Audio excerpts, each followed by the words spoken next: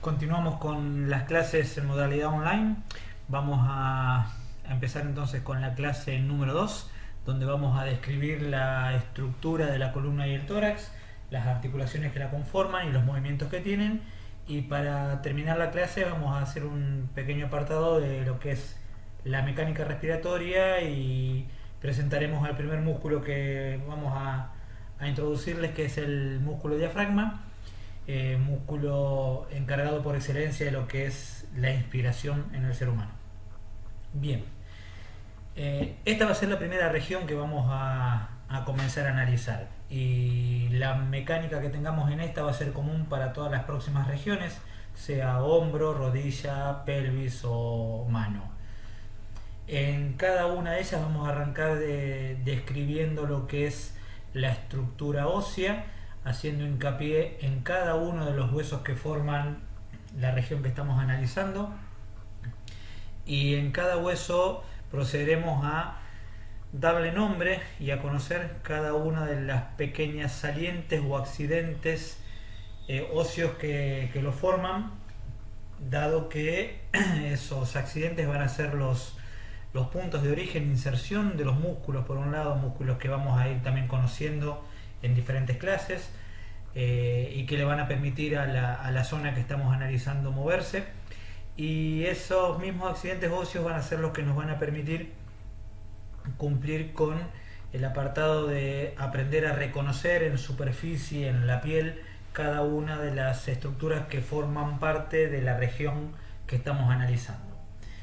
En esta clase puntualmente vamos a describir, como decía, la región del tronco, donde la columna vertebral en toda su extensión y el tórax propiamente dicho, o la parrilla costal, son los dos componentes que vamos a desglosar, y veremos, amén de su estructura, lo que es la función y cómo la cumplen y por qué están estructurados de la manera que lo están. Esta clase va a estar dividida en tres videos diferentes, en tres partes. Vamos a arrancar con la primera parte, que es la columna vertebral. Las otras dos, una vez que terminemos de describir lo que es cómo está compuesta la columna en sus regiones y la forma y los accidentes de cada una de las vértebras, veremos en un segundo video lo que es las articulaciones entre las vértebras en sí y los movimientos que le permiten a la columna vertebral esas articulaciones. Y en un tercer video haremos lo mismo puntualmente con el tórax y la mecánica respiratoria. Entonces vamos comenzando con lo que es la parte inicial. Ya dijimos algo la semana pasada, que nuestra columna vertebral estaba formada por un total de 26 huesos divididos en 4 regiones. Si vemos una primera imagen, una vista posterior, es decir, una imagen en el plano frontal de nuestra columna vertebral, vamos a ver que se trata de un eje bien rectilíneo. Va a ser nuestro eje de soporte, nuestro eje de sostén, nuestro centro. Este eje, como dijimos recién, está compuesto por 26 vértebras que están distribuidos en 4 regiones, 26 huesos que están distribuidos en 4 regiones. Cada una de las vértebras que van a formar parte de una región van a recibir el nombre de la región. Así es que entonces vamos a tener una primera región cervical o porción cervical, compuesta por 7 vértebras cervicales y que corresponden a lo que es la zona del cuello. Una región o porción dorsal compuesta por 12 vértebras, en este caso las vértebras dorsales o torácicas, y que forman parte de lo que es la zona del tórax propiamente dicho. Una tercera región o región lumbar, compuesta por 5 vértebras, las vértebras lumbares, y que va a corresponder a la zona de la cintura. Y una última región, que es la región sacrocoxígea, que está compuesta por lo que es el hueso sacro, que lo describimos en la clase pasada como un hueso único, pero que está formado por 5 vértebras fusionadas en el adulto, 5 vértebras independientes cuando nacemos y que se fusionan posteriormente en la vida adulta, y el coxis, que también formado entre 3-4 vértebras fusionados en solo uno, dan lo que es la estructura de la región sacrocoxígea. Si bien las vértebras 1 y 2 de la región cervical y la vértebra 7 de la región cervical poseen nombres propios que cuando analicemos en un ratito la región los vamos a ir conociendo, en forma genérica las vértebras se van a denominar en función de la ubicación que tienen en cada región. Así esto hace que en la región cervical podamos distinguir la primera, segunda, tercera, cuarta y así sucesivamente vértebra cervical, desde la primera a la 12ª torácica y desde la primera a la 5ª lumbar. En cada región las vértebras comienzan su numeración, no se numeran de corrido, se numeran sí de corrido para cada región o dentro de sí misma. En el caso del sacro, si bien vamos a tener un hueso único, vamos a ver en su análisis, cuando lleguemos a describirlo, que aún así estando fusionado en una sola estructura, sus 5 cuerpos vertebrales se pueden distinguir, lo mismo que en el coxis. La forma sencilla de llamarlos o de denominarla a cada una de las vértebras es utilizando la sigla que abarca la primera letra de la región en la cual están ubicadas y el número de ubicación en el cual se encuentran en esa región. Es decir, C1 para la primera vértebra cervical, C6 para la sexta, T4 para la cuarta torácica o D4 si queremos decirlo como cuarta dorsal, L3 para la tercera lumbar, S2 para la segunda sacra. Habitualmente no se discriminan las del coxis, aunque sí, a pesar de ser un único hueso, se pueden discriminar las del hueso sacro, principalmente cuando se hace referencia a la neuroanatomía, la descripción de los nervios periféricos que salen a partir del sacro.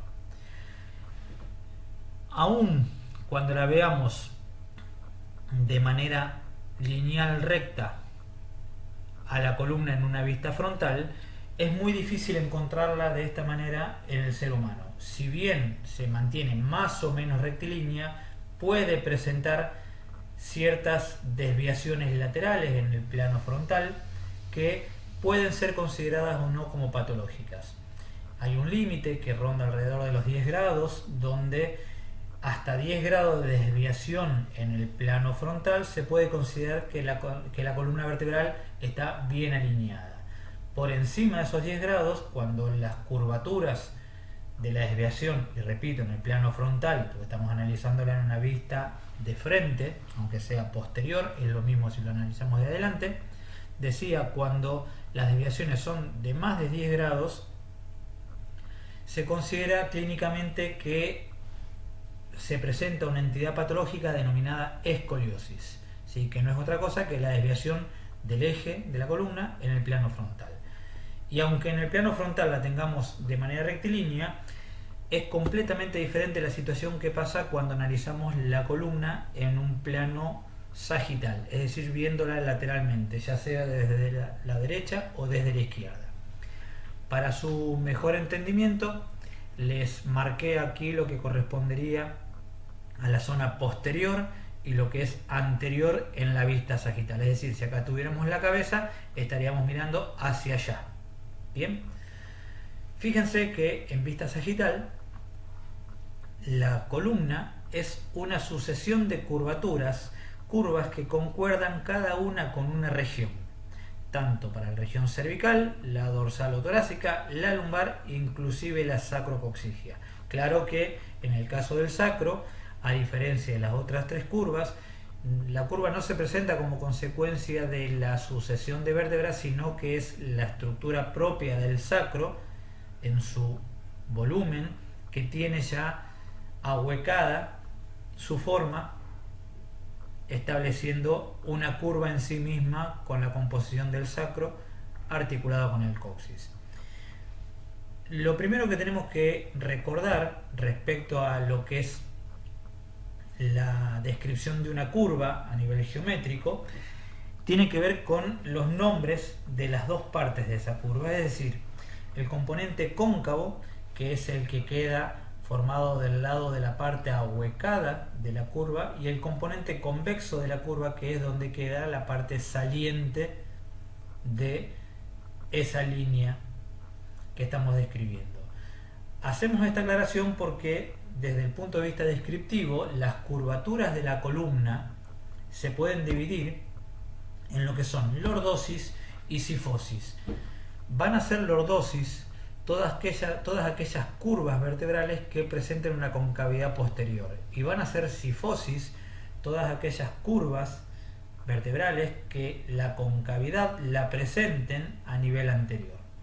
Esta definición, y siempre recordando que la parte cóncava es la parte ahuecada de la curva, nos va a establecer en nuestra columna vertebral dos lordosis de concavidad posterior, una lordosis cervical y una lordosis lumbar, y dos cifosis de concavidad anterior, que son la cifosis dorsal y la cifosis de la región sacra, como dije anteriormente, marcado por la misma concavidad que tiene la estructura del sacro. En el caso de las otras tres curvaturas, se dan las curvas como consecuencia del apilamiento y de la función de cada una de las regiones que vamos a ver en unos minutos en la placa siguiente. Así como dijimos que en una vista frontal la columna se tiene que presentar más o menos alineada y se la considera una línea recta, y todo aquello que salga por encima de una determinada desviación en el plano frontal va a ser considerado como una entidad clínica patológica denominada escoliosis. Lo mismo sucede cuando analizamos lo que son los hábitos posturales en la vista sagital, ya que pueden estas curvas normales, estas lordosis y cifosis normales, pueden verse alteradas ya sea para menos o para más. En el caso de que sean para menos, es decir, cuando la curva desaparece, estaríamos hablando de rectificaciones de la lordosis cervical o de la cifosis dorsal o de la lordosis lumbar. Estas rectificaciones, repito, tienen que ver que son disminuciones de la curva, desaparición de la curva con hábitos posturales. El ejemplo más típico de la rectificación a nivel cervical quizás se puede encontrar en todas aquellas personas que trabajan en situación de escritorio, administrativos, oficinistas, o como se puede encontrar hoy en la actualidad como consecuencia del uso del celular, que nos hace llevar la cabeza un poquito hacia adelante y hacia abajo, provocando que la curvatura lumbar se rectifique, y dada la cantidad de horas que pasamos con el celular, se genera un hábito postural que hace que nuestra curva cervical tienda a desaparecer. Como alteración postural me refiero, no como evolución. En el caso de la cifosis dorsal y la lordosis lumbar es muy difícil, pueden presentarse rectificaciones de la zona lumbar en aquellas personas que tienen una postura extremadamente erguida. En caso contrario, cuando las curvaturas están aumentadas, es decir, que las curvas se hacen más pronunciadas, están aumentadas en cuanto a su cierre, vamos a estar calificando otra entidad que implicaría la necesidad de anteponer a la palabra lordosis o a la palabra cifosis el prefijo hiper, que implica aumento, ¿sí? En este caso estaríamos hablando de hiperlordosis cervical, hiperlordosis lumbar o hipercifosis a nivel dorsal. Un ejemplo, la hiperlordosis lumbar, lo pueden encontrar en las gimnastas, chicas de gimnasia deportiva, o algunas modelos o algunas bailarinas, donde la curvatura lumbar está extremadamente pronunciada, provocando así que la imagen de la pelvis, de la cola, sea mucho más saliente.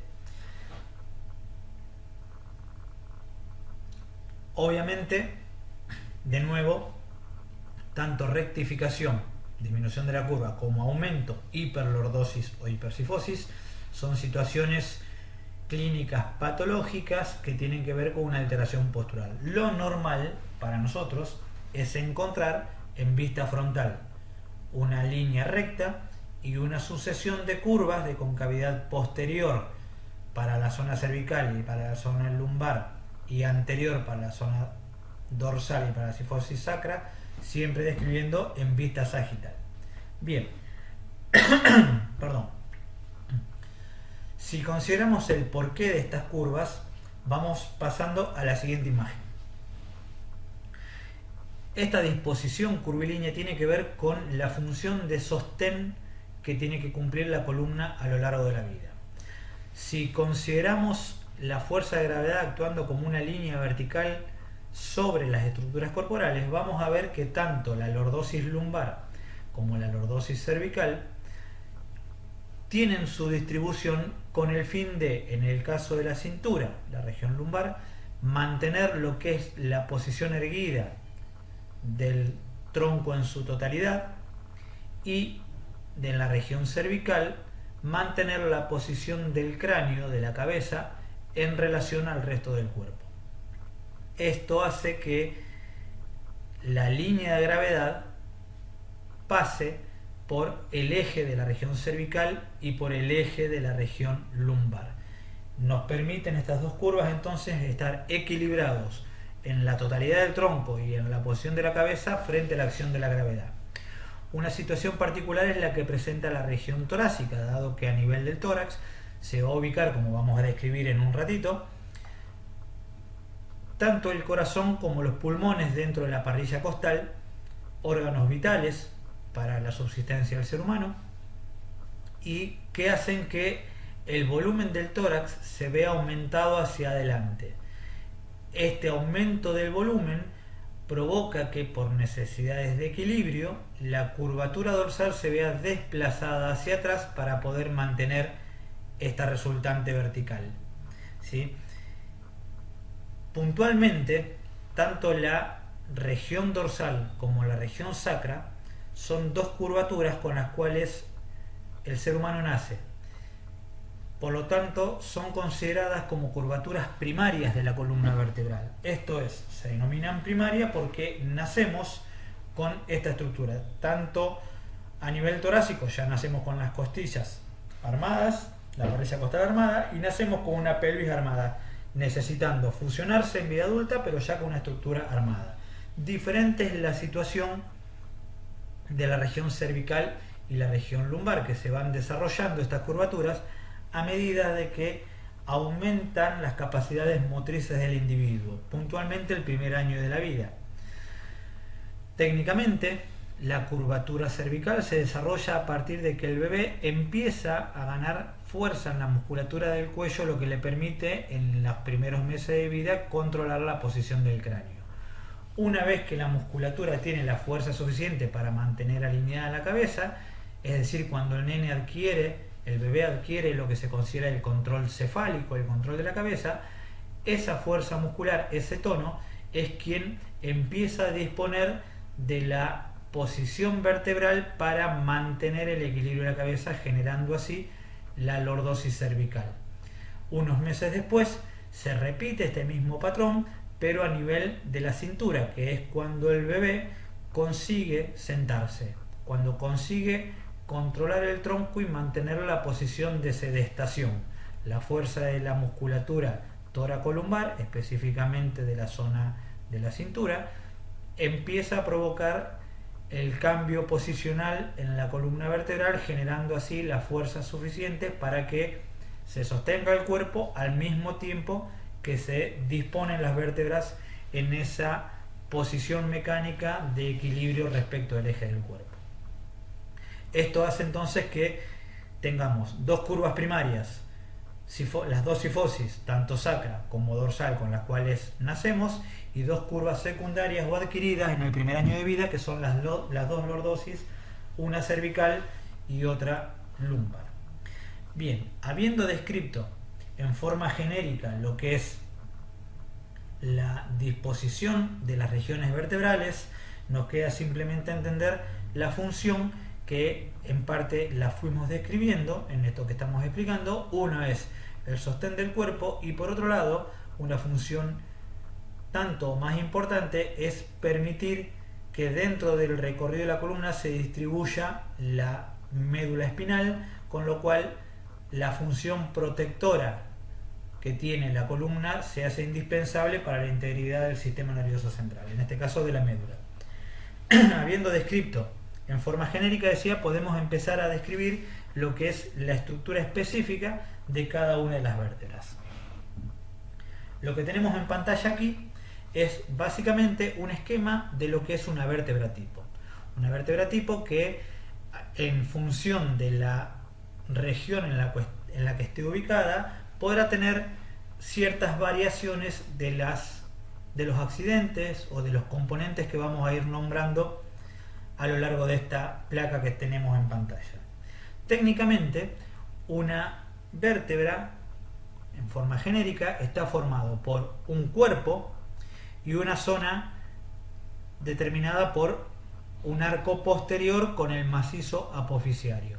La línea que aparece aquí en la vista lateral o que aquí pasa en la vista superior o vista coronal es la línea en la cual dividimos lo que es el arco posterior del cuerpo vertebral.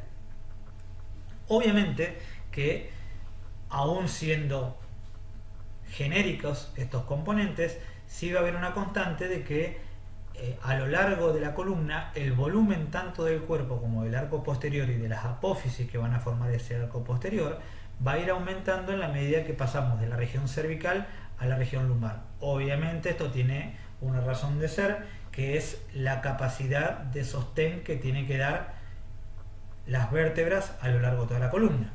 Puntualmente, si nosotros analizamos el primer componente, que es el cuerpo, vemos que es una estructura casi de formato cuadrilátero, pero con bordes cilíndricos que, apilados unos sobre otros, van a ser los encargados de ir transmitiendo el peso corporal de una vértebra a la vértebra siguiente. Esta es la razón por la cual es lógico entender que el cuerpo de las vértebras lumbares va a ser sustancialmente mayor en cuanto a volumen y por ende a resistencia a la carga que el cuerpo de las vértebras cervicales o de las vértebras dorsales. En el caso del arco posterior y del macizo apofisiario, vamos a describir como que es una sucesión de estructuras óseas que, en el caso del arco posterior, formado por una lámina y por un pedículo, va a proteger a la columna, perdón, a la médula espinal. Si vemos lo que es el arco posterior en su lámina izquierda y su lámina derecha, y con su pedículo izquierdo y su pedículo derecho, dejan conformado lo que se denomina agujero vertebral, que es el espacio por donde a lo largo de la columna va a transcurrir la médula espinal como componente del sistema nervioso central. Está claro entonces que la función de sostén que tiene la columna va a estar cumplimentada por los cuerpos vertebrales, y la función de la columna vertebral de protección de la médula espinal va a estar cumplimentada por el arco posterior. Arco posterior que tiene una serie de prolongaciones que se denominan apófisis o procesos y que, repito, son comunes en todas las vértebras, aunque vaya cambiando la forma y la dirección de estas salientes óseas o estas apófisis. Técnicamente va a haber tres tipos de apófisis en cada vértebra. Una apófisis única, que es posterior, que acá la vemos con el número 1, y que se denomina apófisis o espinosa o espina de la vértebra. En vista posterior la vemos saliendo hacia atrás, en vista lateral la vemos con un volumen completamente diferente. ¿Sí? Estas apófisis espinosas, única para cada vértebra, única y central de dirección posterior, son la zona de la columna vertebral que ustedes se pueden tocar si se agachan la cabeza o se inclinan hacia adelante y observan o palpan la columna. Van a ver que aparecen toda una serie de puntas óseas que se asoman a lo largo por debajo de la piel, y que no es otra cosa que las apófisis espinosas de una u otra vértebra. Esta estructura nos va a permitir contar las vértebras de arriba hacia abajo cuando vayamos a la parte práctica. El segundo tipo de apófisis que aparece son las que se denominan apófisis transversas, y que son en pares, una derecha y una izquierda, dos apófisis que se distribuyen transversalmente a lo que es el arco posterior. Acá la vemos en vista superior, apófisis transversa derecha, apófisis transversa izquierda, ¿sí? Y aquí la vemos en la vista sagital. El tercer tipo de apófisis o proceso van a ser lo que se denominan apófisis articulares o procesos articulares, ¿sí? En este caso, cada vértebra va a contar de 4 apófisis articulares, 2 superiores y 2 inferiores. Acá vemos las 2 superiores, una derecha y una izquierda, y en la vista lateral podemos ver la superior y la inferior del mismo lado. El objetivo de las apófisis articulares, obviamente, es relacionar el arco posterior de una vértebra con el arco posterior de la vértebra que está por encima para las apófisis superiores y el arco posterior de la vértebra que está por debajo o vértebra subyacente en el caso de las apófisis articulares inferiores. Esto hace que se establezcan entonces 2 puntos de contacto diferentes a nivel de cada vértebra, algo que vamos a volver a ver cuando en el segundo video veamos las articulaciones. Por un lado, las vértebras se van a apilar una sobre otra poniendo en contacto sus cuerpos, y por otro lado van a estar en contactos a partir de las apófisis articulares superiores e inferiores con la vértebra precedente o la vértebra subsiguiente, ¿sí?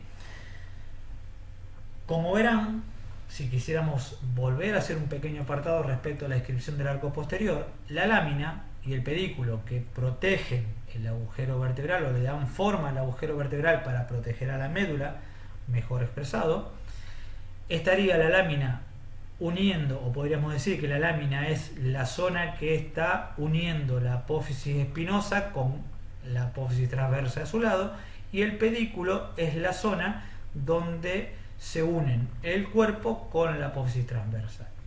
Técnicamente, las apófisis articulares van a estar ubicados prácticamente en la zona de los pedículos. Fíjense, aquí adelante se ve mejor. En este gráfico quedan muy centrales, pero van a estar de acuerdo a la región que estemos describiendo, siempre con la tendencia a estar ubicadas más cerca del pedículo que de la lámina. Bien, ahora, cada uno de estos componentes tiene una razón de ser en cuanto a funciones. Y acá lo podemos ver de nuevo en una imagen en blanco el cuerpo, lo tienen aquí seleccionado, sobre el lado de la izquierda de nosotros mirando la pantalla, la derecha de su pantalla, tenemos el componente vertebral, del otro lado, a vuestra derecha, a la izquierda de vuestra pantalla, la función de cada uno de estos componentes. El cuerpo en blanco, voluminoso, encargado de soportar el peso corporal. El arco vertebral en rojo, encargado de la protección de la médula espinal. Las apófisis transversas y espinosa en celeste, señaladas aquí, apófisis espinosa y transversa, una espinosa, 2 transversas, con la función de ser el punto de inserción de los músculos y determinar así la movilidad, o ser las responsables en parte de donde los músculos traccionan para imprimir movilidad a cada vértebra que va a resultar en el movimiento de la columna.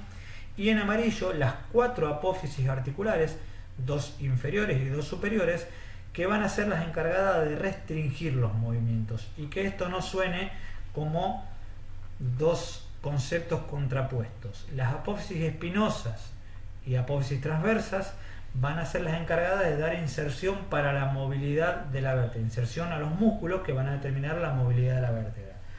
Las apófisis articulares van a restringir el movimiento porque, en función de cómo estén orientadas en el espacio, van a permitir tal o cual movimiento, según lo vimos en la clase anterior cuando analizamos los movimientos a lo largo de los diferentes planos y a través de los ejes corporales.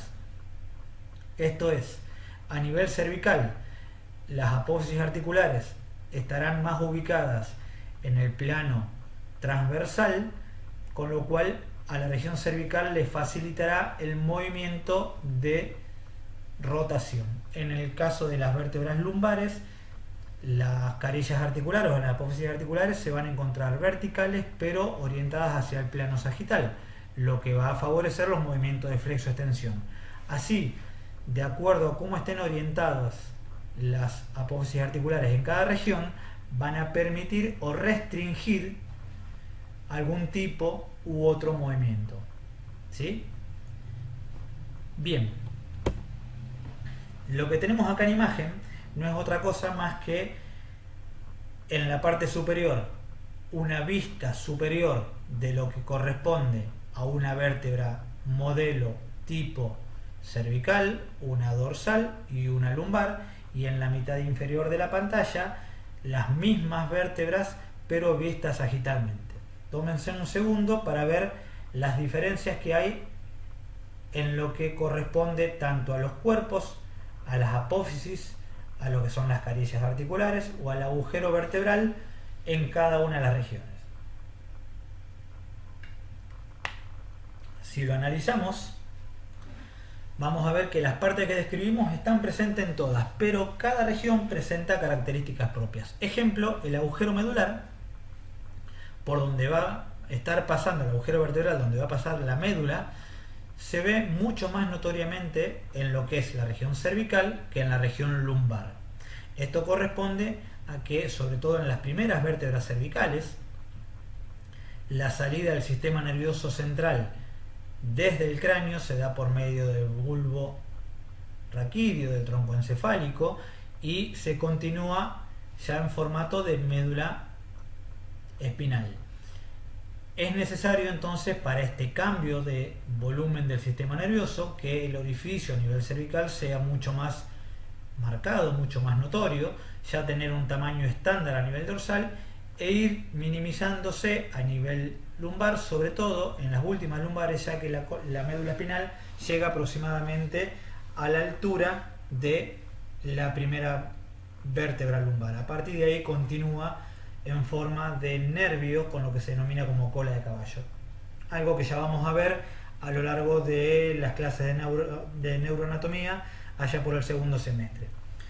Otra de las características es el cambio del volumen del cuerpo, la disposición de las apófisis transversas y fundamentalmente, si lo vemos lateralmente, la disposición de las apófisis espinosas. Fíjense que en el caso de la cervical, la apófisis espinosa está prácticamente en línea con el cuerpo, horizontal, al igual que en la lumbar. En el caso de las lumbares también está horizontal como las cervicales, pero desplazada hacia abajo respecto del cuerpo, es decir, una apófisis transversa estaría agarrando o proyectando la parte final, la parte inferior de una vértebra y la parte superior de la vértebra subyacente.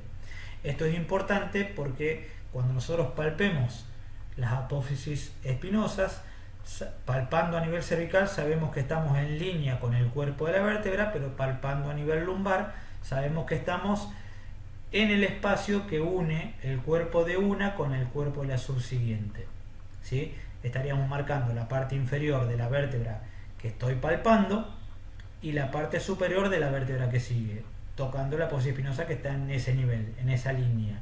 Bien, en el caso de las apófisis espinosas de las vértebras dorsales, como verán, es mucho más voluminosa, mucho más saliente y de disposición prácticamente vertical, lo que me lleva, de acuerdo al análisis que hice en las dos regiones anteriores, a decir que si palpo la punta de la apófisis espinosa a nivel dorsal, me va a estar referenciando que prácticamente voy a estar una o hasta dos vértebras, dos niveles por debajo en lo que corresponde al cuerpo de las vértebras subsiguientes. ¿Sí? Todos estos datos son importantes a la hora de la palpación anatómica.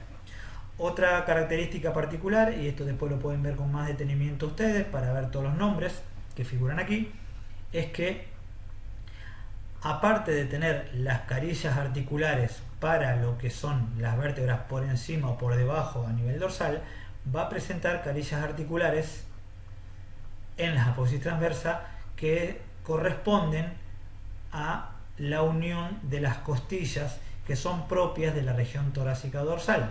Ninguna vértebra lumbar y ninguna vértebra cervical va a tener una carilla articular en su apófisis transversa para las costillas, dado que eso es solamente función de la región dorsal a la hora de formar el tórax o la parrilla costal. Entonces, cada región va a tener sus características y lo que vamos a hacer nosotros a continuación es empezar a ver algunas características propias muy someramente de las regiones vertebrales. Todo después lo podrán ver con más detenimiento ustedes para que no se hagan tan largos los videos. describiremos algunas cosas puntuales en algunas vértebras y veremos algunas imágenes de sacro y de coxis que hasta el momento no hemos visto nada ahí, que presentan características propias.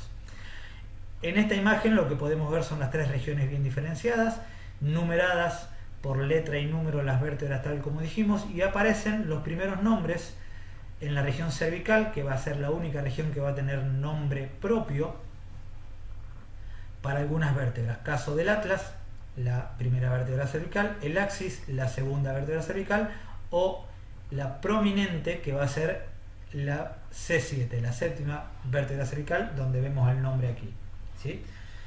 La región torácica, la región lumbar, siempre vamos a tener que tener en cuenta que en cada región la primera vértebra y la última vértebra de esa región va a ser una vértebra de transición, va a estar formando lo que se denomina la charnela cérvico-torácica o la charnela lumbosacra, perdón, toracolumbar o charnela lumbosacra, usando el nombre de charnela para lo que es el punto de paso entre una vértebra y la región siguiente, ¿sí?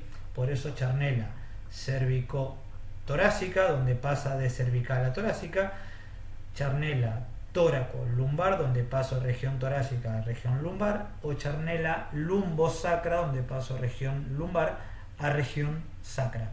En este caso, decía, la última y la primera de cada región van a tener características mixtas, un poquito.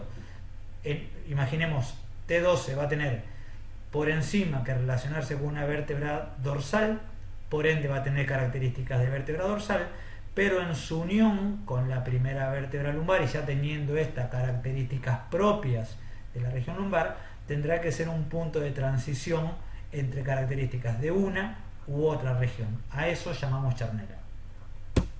Bien, lo que tenemos aquí en pantalla es una columna cervical. Empezamos a fraccionar nuestra columna. Es simplemente una vista lateral del lado izquierdo, como dice acá arriba, de la región cervical exclusivamente.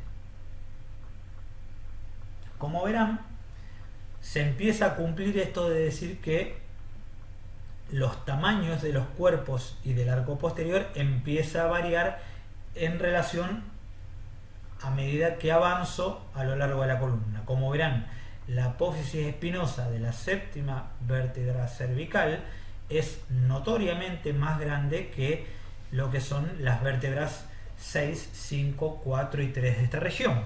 Ni hablar de lo que es la primera y la segunda vértebra cervical, que aquí la vemos ampliadas. Primera vértebra cervical o atlas, segunda vértebra cervical o axis, aquí ya tenemos. Lo que aparece aquí es C4, una vértebra cervical típica, promedio, con pequeñas variaciones, como verán en la apófisis espinosa, pero que ni siquiera, que no tiene ni las particularidades de la 2, de la 1, ni la 7. El hecho que C1, atlas, y C2, axis, tengan características tan diferentes, tiene que ver con esto que describíamos recién del cambio de región. C1 va a ser la primera vértebra que se va a articular, y de hecho la única vértebra que se va a articular con lo que es la base de cráneo. La articulación occipito-atloidea, es decir, entre el occipital del cráneo y el atlas de la región cervical, va a ser un punto de transición entre dos regiones. Eso hace que nuestra primera vértebra cervical tenga que tener características que le permitan relacionarse con el hueso del cráneo. De la misma manera, la segunda vértebra cervical presenta una prolongación vertical que ninguna tiene. Esta es la apófisis odontoideas o el diente del axis, y axis no quiere decir otra cosa más que eje. ¿Por qué eje? ¿Por qué el nombre de axis? Porque si pasamos a la imagen que sigue y lo vemos el axis de frente o superiormente, vamos a ver que esta apófisis odontoide funciona como un eje para lo que es la vértebra cervical 1 o el atlas, eje que se aloja dentro de este anillo que queda formado por el, fíjense que el arco posterior de la vértebra prácticamente se confunde con el cuerpo, no hay un cuerpo real, en sí hay un tubérculo que es esta parte que está aquí, que esto es anterior y esto es posterior. Lo mismo, esto es anterior y esto es posterior para que lo ubiquen.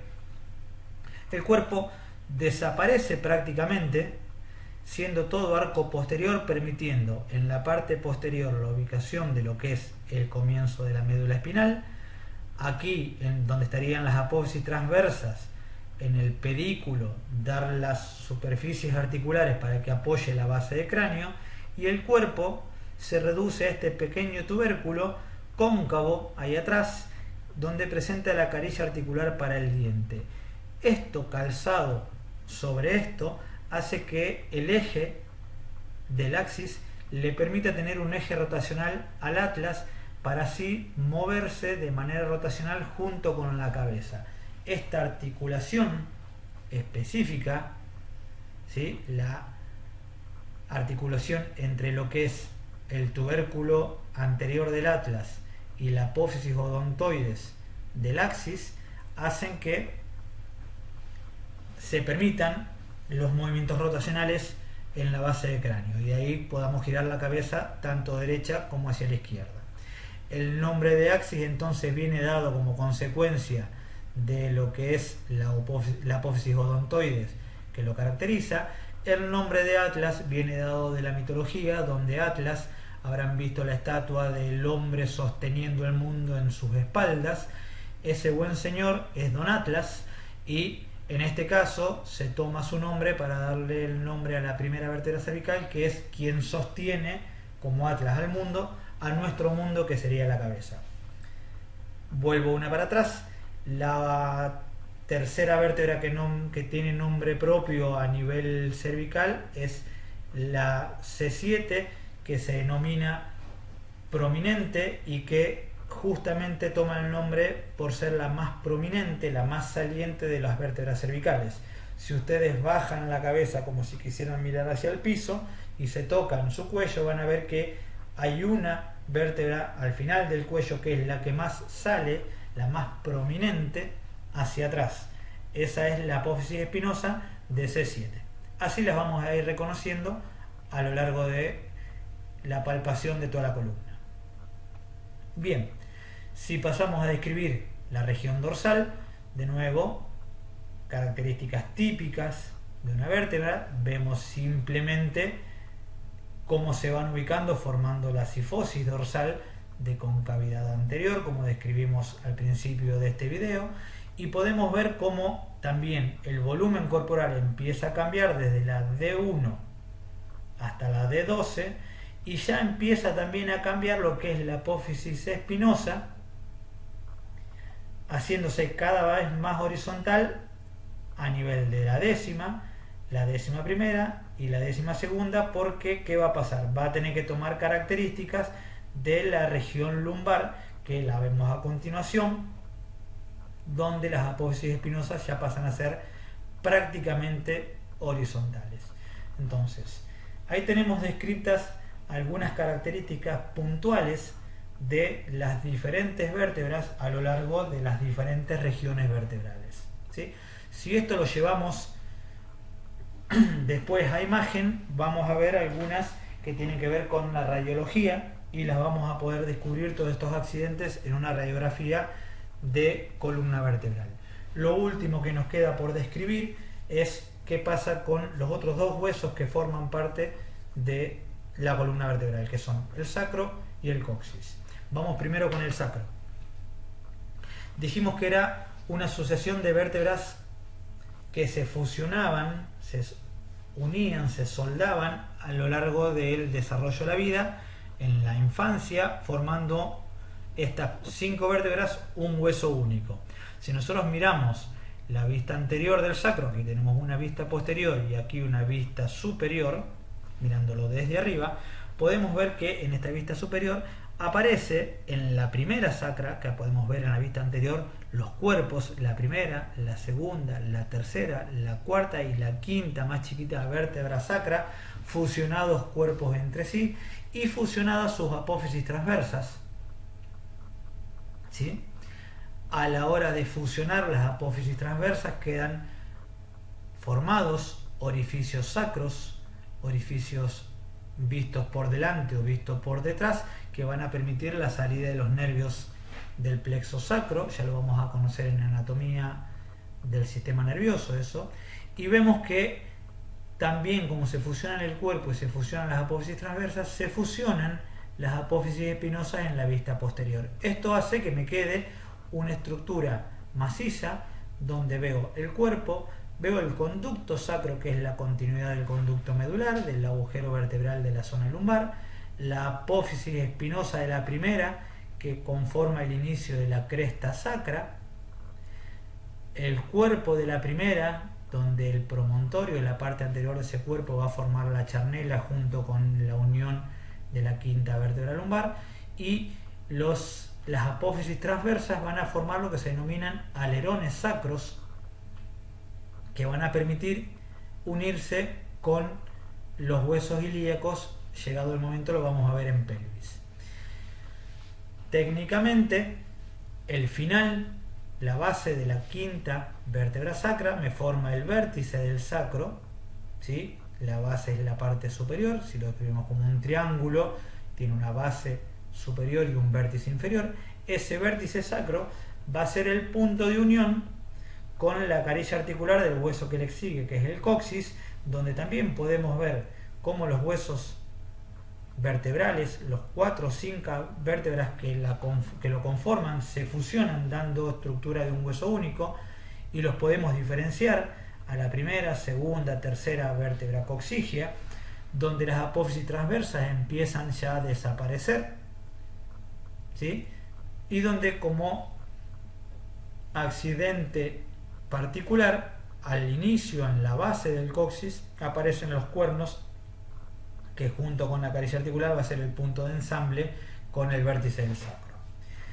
Estos mismos orificios, y voy a volver la placa un poquito hacia atrás, estos mismos orificios que nosotros vemos en el sacro, vuelvo a región cervical, fíjense que lo podemos ver a lo largo de las apófisis transversas en la C1 y la C2, formando lo que es el foramen transverso. Ya vamos a llegar, cuando veamos el segundo video, hablemos de las articulaciones, a describir lo que es el disco intervertebral y la salida de los nervios sacros en relación de los nervios espinales en relación al disco intervertebral, y vamos a ver que salen entre las vértebras. En el caso de las dos primeras vértebras, el foramen transverso, ¿sí?, es el punto de salida de los primeros dos nervios cervicales. Estos forámenes, que están dentro de la apófisis o en la base de la apófisis transversa, desaparecen a nivel dorsal y a nivel lumbar. El espacio que queda ahí a la altura del pedículo va a ser el punto de salida de los nervios raquídeos entre vértebra y vértebra, tanto a nivel cervical, dorsal y lumbar. Solamente C1, C2 y sacro tienen orificios propios para que los nervios salgan, ¿sí? Vayamos entonces a ver algunas imágenes. Acá tenemos el esquema que habíamos visto de región cervical con la homóloga, la imagen homóloga en imagen radiológica, una radiografía de cuello en vista lateral. Podemos ver todas y cada una de las vértebras, y hasta las podemos contar: la primera, la segunda, la tercera, la cuarta, la quinta, la sexta y la séptima vértebra cervical, la prominente, la más larga de todas, como lo vemos acá. Una curva que no está tan marcada, la curvatura posterior, la concavidad posterior que debería tener nuestra lordosis. Esto es una columna cervical que se podría considerar que está prácticamente, no en su totalidad, prácticamente rectificada. Fíjense cómo se ve prácticamente una línea recta. ¿Está? Lo que vemos aquí delante es algo que nombramos cuando describimos el esqueleto axial la clase pasada. Le hice referencia a un hueso que se encuentra por debajo de la cabeza, fuera del macizo facial o del esqueleto craneal, y por delante del cuello, que es el hueso ioides, un hueso que tiene que ver con el sostén de músculos y tejidos blandos que participan en la foniación, en lo que es el sonido de la voz, y la deglución. Bien, si vemos una imagen de la región cervical. Fíjense que en este caso otra imagen, la curvatura cervical está un poquitito más marcada, ahí se ve de nuevo el hueso ovoides, base de cráneo, maxilar, dientes, implantes dentales. Acá en la vista frontal lo que vemos ya son parte de la parilla costal, las clavículas, las primeras costillas, formando parte de la región torácica, la región cervical unificada acá. Vean lo que decíamos, línea recta a nivel de la vista frontal, curvilínea de concavidad posterior en una vista sagital. Si pasamos a la región torácica y en el homólogo de lo que es el esquema con la región dorsal en radiografía, empiezan a aparecer imágenes que los hacen un poquito más confusas. Ya van a aprender a leer radiografías. Simplemente por el momento decimos que acá lo que aparece, que está eliminado acá en el esquema, son las costillas, ¿sí? Y aparece un poquitín la cabeza del húmero con lo que es la epífisis proximal del húmero y parte de la escápula en la imagen. Si vamos a la radiografía en vista lateral y en vista frontal de la columna, acá podemos ver cómo lo que venía bien rectilíneo a nivel cervical empieza a desviarse en el plano frontal, generando una pequeña desviación del eje y formando lo que describimos hoy como una pequeña escoliosis. Aprenderán en las materias de segundo y tercer año a medir la inclinación vertebral para determinar si esto es o no normal, está al límite de lo normal, se puede considerar como una columna normal, aunque presenta una pequeña desviación. Lo mismo vamos a tener a nivel lumbar, ¿sí? Donde la región esquematizada de las vértebras lumbares la vemos en imagen radiológica, contando L5, L4, L3, L2, L1, aparece en imagen la última vértebra dorsal, ¿sí?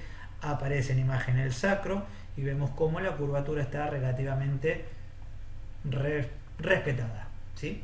Lo vemos de nuevo en imagen frontal y en imagen transversal. Fíjense cómo, perdón, en imagen sagital.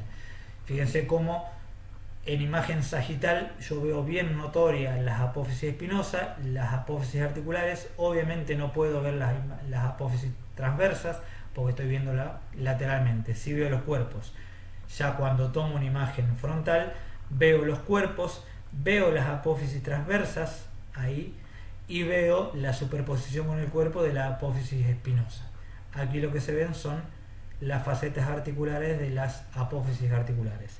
Al final de todo el sacro, la unión con los ilíacos, y ahí tenemos nuestra imagen frontal y nuestra imagen sagital de lo que es la columna en la región lumbar. Bien, llegamos así al final del primer video. Ahí quedamos quebrados como este pobre esqueleto. Vamos a hacer un break, una pequeña pausa, como para poder calentar el agua, como siempre decimos, preparar el mate, mejorar la yerba, calentar el café o servirnos un cafecito, ir al baño, hacer un descanso en el cerebro y venir a disfrutar o a sufrir, como elijan ustedes, el segundo video que corresponde a lo que es el componente articular de la columna vertebral. Todos estos nombres que estuvimos viendo, de a poquito empezar a memorizarlos. La clase así queda como un poquito rápida, pero se puede volver a ver las veces que sean necesarias y leer del material que le vamos a estar alcanzando a través de la plataforma. Los dejo descansar un rato y nos encontramos en el video número 2 cuando ustedes decidan verlo.